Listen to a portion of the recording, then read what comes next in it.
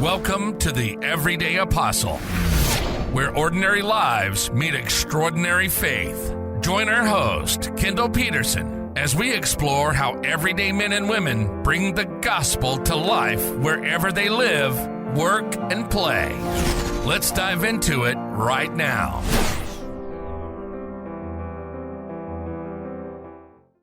Hello, and welcome to the first episode of the Everyday Apostle podcast. So overjoyed to be here with you guys today. This has been a real labor of love, making this happen, pulling all of this together, and so thrilled to be able to share it with you. This podcast is all about highlighting individuals who are living their faith in their daily lives, whether it's work, whether it's sports, in their families, wherever they are. And I am just thrilled to death. This has been a labor of love, and there are a lot of people that I would love to thank that have been an integral part in this. First of all, the community, Miami's community newspapers, who has offered us this space and this studio to get started. T3 Medical, or These Three Medical, who has sponsored this episode of the show. And my first guest, who so graciously said yes when asked. This is going to be such an honor to get to spend some time with him. So let me start with that introduction. Our guest today is a gentleman that I got to know a couple of years ago. He is a remarkable man of faith, a remarkable family man, businessman. Let me introduce to you Jorge Rodriguez, also known as Cheeky. Welcome, Cheeky, to the Everyday Apostle podcast. Thank you, Kendall. Thank you for inviting me. So I am starting a tradition, since this is the very first one. Everybody who joins me on the podcast is going to get a gift. Wow. So here's your gift, Cheeky. Thank you. It is what I'm wearing on my wrist right here. Oh, how beautiful. Thank you St. so Benedict much. bracelet. Oh, wow. That's awesome. Thank you so much. And in our faith, we know how powerful St. Benedict is. And I know I certainly need his intercession for me. So, so with that, let me start by introducing you through your bio. Jorge Rodriguez, or as he's more commonly known, Cheeky, is the Vice President of International Programs at Blue Missions. If you want to check out Blue Missions, it is bluemissions.org. Jorge is a double FIU grad with a bachelor's in electrical engineering and a global executive MBA. As an executive in his former position of 30 years, he led sales teams throughout Latin America, traveling to 45 countries on over 1,000 flights through his career. I guess that means you got a lot of frequent flyer miles. Just a few. Jorge left his executive role in the for-profit world to join Blue Missions and help scale operations to connect more communities in Latin America with access to clean water and sanitation, and to connect more volunteers with their purpose. He leads a team of 35 members between Miami and the Dominican Republic, encouraging each individual to develop further for the good of the mission. When he's not thinking about Blue, he's running. Actually, he thinks about Blue while he runs as well. And he is also serving in local faith ministries. To Cheeky, service is the key that unlocks your purpose. And I love that, and I think that sums you up perfectly. So let's dive right into it. Cheeky, where did you grow up? My parents are Cuban, and I was born here in Miami. I was raised in Little Havana my first 10 plus years. And then as my parents were able to financially be a little more successful, they moved to the Westchester area, where I was raised for the next 20 years or so until I got married. So we live in the southwest area of Miami. Okay. So you guys went uptown from Hialeah to... Yeah, we improved a little bit, even though we love Little Havana. What was your faith like growing up?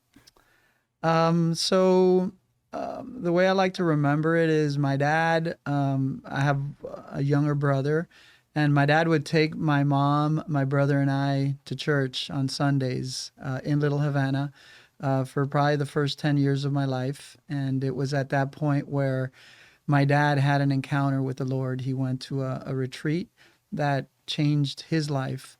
And that's when he joined us as a full family of faith. And that was when we made the move to the Westchester area. We then participated at St. Timothy's Catholic Church for the rest of our lives, basically, even though I've been at St. Augustine for the last 5 years or so. St. Timothy's really became our hub as a family. And that's where we together as a family started practicing our faith, with my dad included. Okay.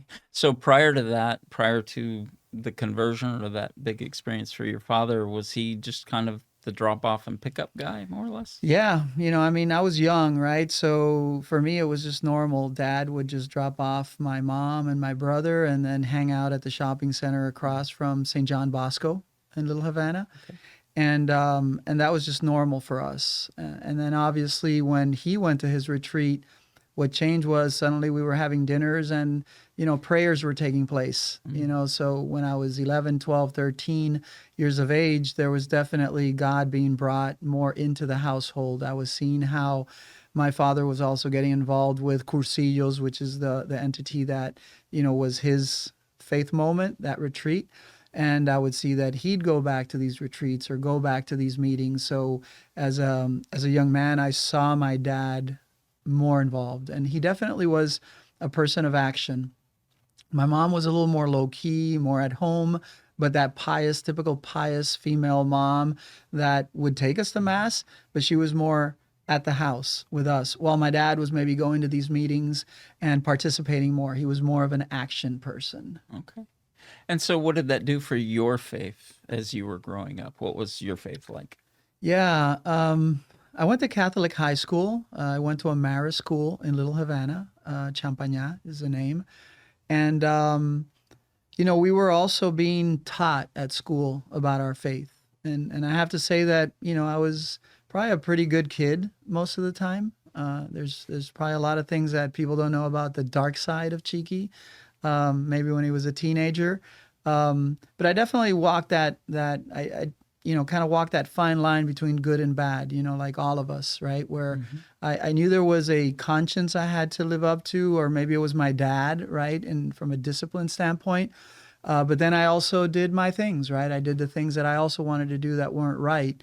And I could see myself going to those two sides. And it really wasn't until I graduated from high school at the age of 19 that I encountered a moment in my life of like being scared.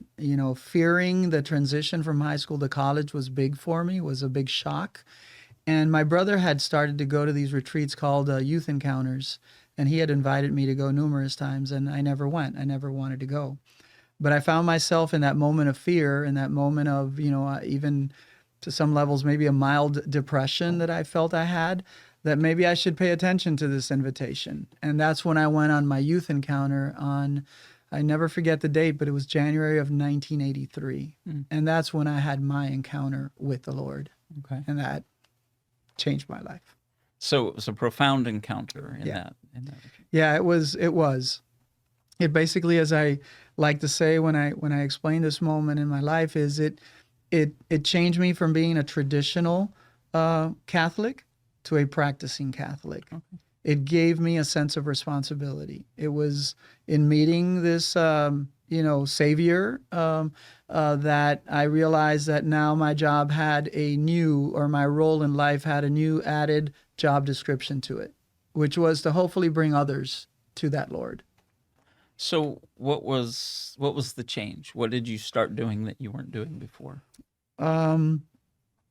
This is a time in my life when I also was in the process of getting my degree, eventually getting married, meeting my future wife, which happened in the same entity that I participated in my retreat. So I went to one encounter, which was all boys, and there was another encounter that was all girls. And God gifted me with my current wife, Nancy, which we've been married for 37 years already. It's amazing. And it was in that connection with having my encounter with the Lord, meeting my future spouse, that both of us felt the need to continue working in the church. So it became like a magnet. It was almost like the explanation of what my dad went through where he had his encounter and then he started to get involved in church. I had my encounter, met my wife or girlfriend at the time for 3 years, and then we both got very involved in church, and that started at the youth encounters. Wow. That's amazing, and I think we'll hear a little bit more, but knowing the story and knowing you, being with somebody on the journey is pretty critical. And what a blessing to be able to do that with your wife, right? That's the strength of the marriage, the strength of the union, and the strength of the faith that comes out of that is undeniable. Yeah, absolutely. That's amazing. So then you went through college and you were active in your college years and all of that. And then probably another transition point, right? Just like going from high school to college, you then have to transition out of college into the real world, the big real world. Well, what was that like for you? Yeah, I don't think we have enough time in this interview to go through everything, but I will tell you that what I just explained about that fear from high school to college became fear from single to married, fear from having a degree to having a job, and fear from being someone that didn't have children to having his first daughter. You know, those 3 chapters were very dramatic for me. Obviously, blessings, all of them, but still, fear was a big part of it, right? And there was those moments of the difficulty with the change, right? You know, and being single to being married. Not that I didn't love my wife, but it was just different. The fear of being in a secluded, safe place like the university to now being with an employer. I started traveling for the first time in my life. That was a big, difficult moment for me to leave my family, abandon them for, weeks at a time. And it turns out I did it for over 30 years. So, God has been good to us, both in, the fact that, I was gifted with these opportunities from a professional standpoint, but also gifted with the ability to deal with those difficulties, right? So God became a big mainstay in the process of dealing with those changes. Tell me a little bit more about that. How exactly did you leverage your relationship with God in dealing with those pretty big events in your life? Yeah, I don't know. I think that in one sense, you don't want to go through difficulties, right, in life. You want to avoid them. They hurt. They're difficult. They scare you. They create anxiety, depression, all sorts of things. But when you look back at them and you see how you had God next to you helping you during that process, it then helped deepen your relationship with God. And not so much as a dependency, but as a, real kind of understanding of his role in your life, in being with you in the good, in the bad, in the happy moments, in the not so happy moments. So it solidifies your relationship with your Lord, which I think a lot of people that maybe are struggling with their faith and maybe not understanding and maybe listening to this and saying, man, this guy met this God when he was 18, 19 and it changed his life. And it's hard to convey that to other people that maybe are, having a normal life, or a good life. So I have to say that there's a lot of good in the difficulty, right? Because it's when you're in that difficult situation that you have to struggle and try to figure out, how do I get out of this hole? How do I get out of this pit? My brother was inviting me to retreats for years. I didn't go. Why? Because my life was great. Right. And it wasn't until I feared and had difficulties that I said, maybe I should turn to that God he was talking about. And in doing that, I met him, right? Not only because he took me out of the hole or took me out of that situation, because the holes continued, right, in my life, but that he introduced me to that very special person in your life that we should all meet. And when we truly meet him, then we can say, wow, I've just found my best friend. And if you really believe that, blindly, then that best friend stays with you for the rest of your life. Hopefully, that's what we're working towards. Right. Yeah. Right. So then you move into your professional life and you're traveling all over the world and you're collecting frequent flyer miles and that's a struggle in itself, right? Time away from your family and you're having kids and all of that. Why don't you talk briefly about, your kids and who you have in the Rodriguez tribe? Yeah. So I have 3 children.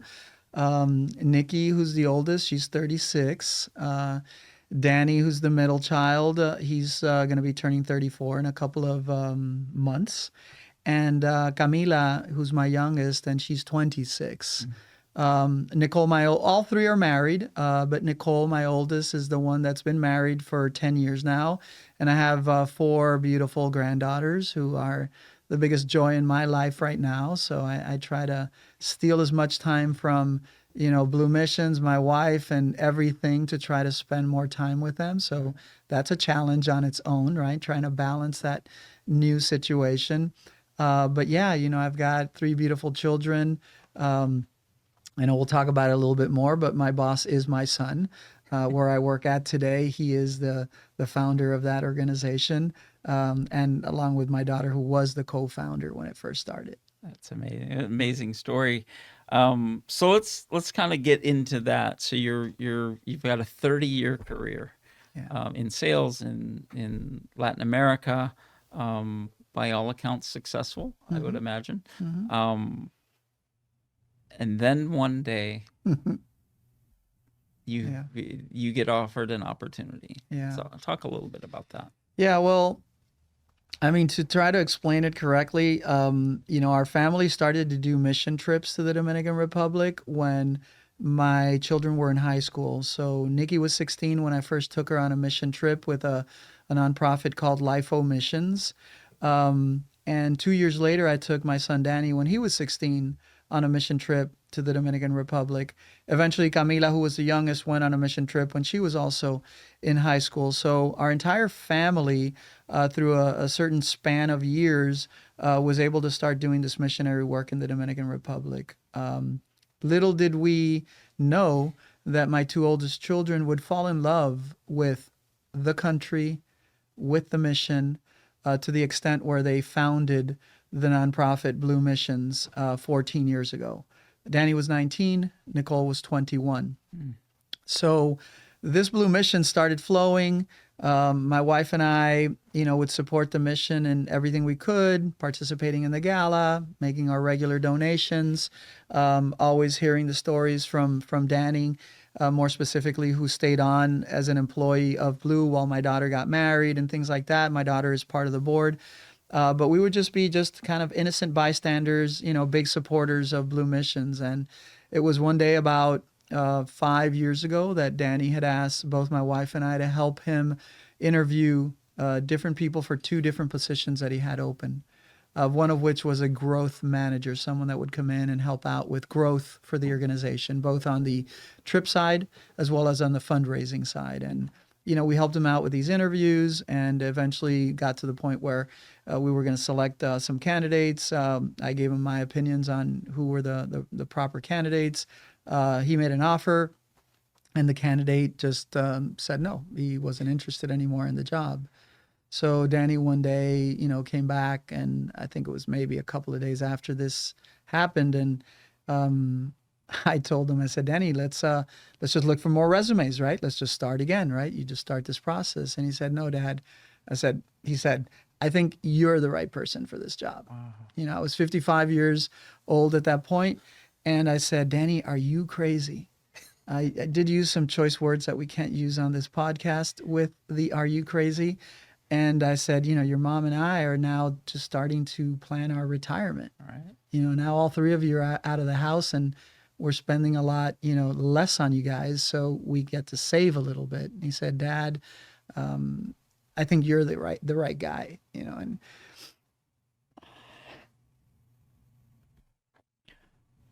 that must have been unbelievably powerful to hear that your son wanted you to join him in the organization and thought you were the right thing, but also scary at the same moment. Another scary transition ahead of you. Yeah, I said to myself I wasn't going to cry in this interview. But the thing he said was that really got to me was he said, Dad, you've always taught me that money wasn't the most important thing in your life. So He's a sharp kid, right? He knew where to get me. And it's so true though, right? So I gave him the rebuttal, right, on, your mom and I are trying to save, for retirement, and he hits me back with, money's not the most important thing. And he also knows that I love mission, right? That I love this whole thing. So I said, Danny, we'll pray about it. I'll talk to your mom about it. And eventually, we came to the conclusion that this was okay to make this move. Mm-hmm. It has been challenging because at the end of the day, your finances do change when you move from a corporate world to a nonprofit world. And, those plans you might have on saving and things like that, might take a different, format, and we're still working on it as we speak, with my wife, trying to make sure everything flows well. But thank God everything's gone well, and I feel so blessed. I feel so blessed to be working in an environment where we are serving others who are immediately serving us back, right? And that's like an eternal circle of, service that kind of feeds you more than you feed it, right? And then, the dynamic of working with your son is also interesting. It's a topic on its own, right? But it's really a blessing to be able to be with someone that, at such a young age just, saw the light, right? The light of service, and be able to practice it, right? In his demeanor and the way he manages the team and the way he runs the organization. So, I feel very blessed, to be in this situation. So that's a big change, and it's unbelievable how somebody can make that change and make that decision, and yeah, he knew the right words to get you, obviously. Tell me a little bit about how Jesus fit into that decision-making process, and how you relied on your walk and all of your faith and everything else about that relationship that was key to making that decision. Yeah. It was an obvious fit, not necessarily easy because of the financial strains that we kind of put on ourselves, right? In this society where you're always planning ahead and everything gets planned and all that kind of stuff. But in our faith journey, my wife and I, we've been involved with many ministries and worked with many ministries, whether it's the youth early on when we were together as boyfriend and girlfriend, eventually with, marriage retreats when we were, in our early stages of marriage. Fast forward 37 years and, Arlene and you and Nancy and I are involved now and fully engaged at St. Augustine, which is marriage prep again. So it comes back again, even in your own life as ministries coming and going. In the middle of that, I was very involved for about 20 years with prison ministry, an ecumenical organization called Kairos. And those were probably the most amazing retreats I ever have gone to, and life-changing retreats inside an institution, dealing with people that have, as close as you can, zero hope for their lives, and seeing those transitions. So going to the Dominican Republic and doing that mission work that we see on TV, right, where you go to another country and do something, was a bucket list item I had when I took my children. I took them as much as I wanted to take myself, because it was another thing that I wanted to live in my experience. So then coming to a point where you can actually work at a nonprofit and make it your 9 to 5, but really like 24/7, was an amazing opportunity as well, right? Because in corporate world, even though I loved my job in the corporate world, and Jesus was in it as well, this was a more obvious fit, right? Where what you're doing is what, you are actually doing what Jesus would want you to do. More direct service. It's much more direct in every sense. The people you're serving, the people you're working with, the mission on its own is godly. And whether you call it Catholic or don't call it Catholic, it's serving your fellow man. Right. And that's what we get to do 24/7. So it's amazing. You can't complain. It's a great segue into, man, I wish this could be a 3-hour podcast. I really do. So I have one final question for you, just to kind of wrap all of that up. I heard years ago but a challenge.